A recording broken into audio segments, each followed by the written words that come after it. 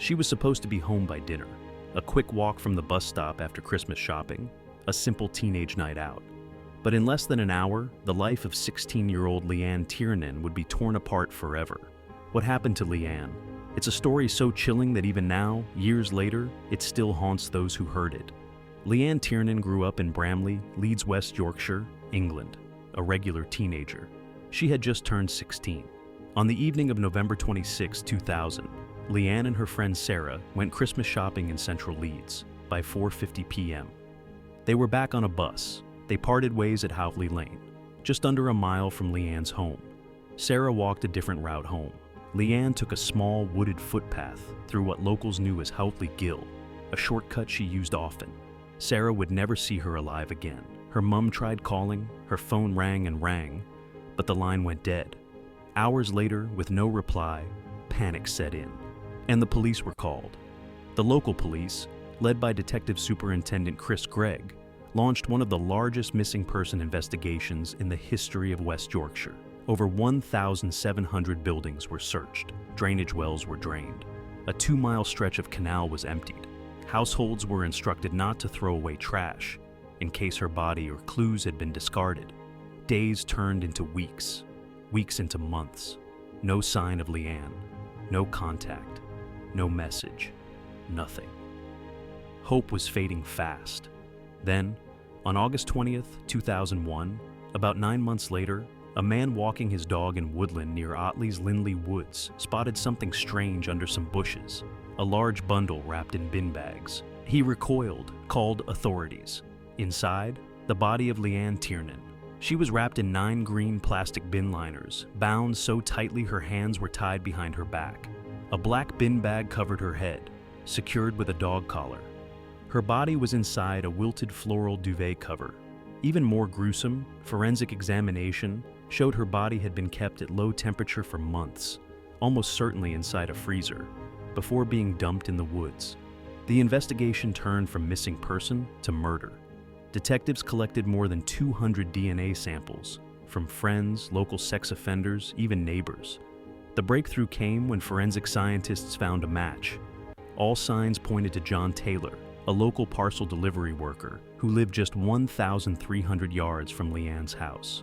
On top of that, dog hairs on the body matched the DNA of dogs Taylor owned. The dog collar found on Leanne, sold by a catalog company Taylor regularly bought from, cable ties used to bind Leanne, the same type used by Taylor's employer for parcels, carpet fibers on her clothes, from a carpet Taylor had recently removed from his house. Everything was tying back to him. On the night of November 26, 2000, John Taylor watched the bus stop at Howley Lane. He'd probably studied the girl's habits. As Leanne walked home alone through the wooded path, he struck. Grabbing her from behind, he tied her up and blindfolded her, using his scarf. Then he forced her to his nearby terrace house.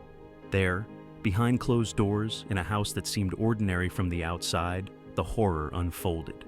Leanne was strangled. How exactly? We may never know for sure. But when investigators found her, the cruelty was undeniable. On July 8, 2002, Taylor appeared at Leeds Crown Court.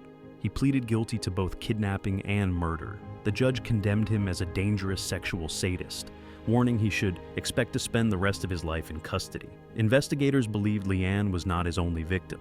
He had a history. Shortly after the murder, up to 4 other cold case murders and serious assaults were re-examined for links to him, because it shattered the illusion that danger always looks like danger.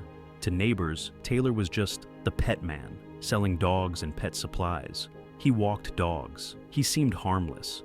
And yet, inside the walls of his home, he kept a body in freezer storage for months. A girl's life erased, trust betrayed, horror hidden in plain sight. Because it reminds us, sometimes evil isn't dramatic or cinematic. It doesn't always come with masks and shadows. Sometimes it comes dressed as a neighbor, a friend, someone you'd never suspect. What if Leanne had stayed on the main road instead of taking that shortcut through the woods? What if her friend Sarah had walked her home? What if someone had noticed that dog-walking man loitering around the bus stop? These what-ifs haunt the family to this day, because the difference between a quiet walk home and a nightmare was just a few footsteps, and one predator's twisted plan. Leanne's story is tragic, but it isn't just another statistic. It's a warning, a reminder that danger is real and can be far closer than we think.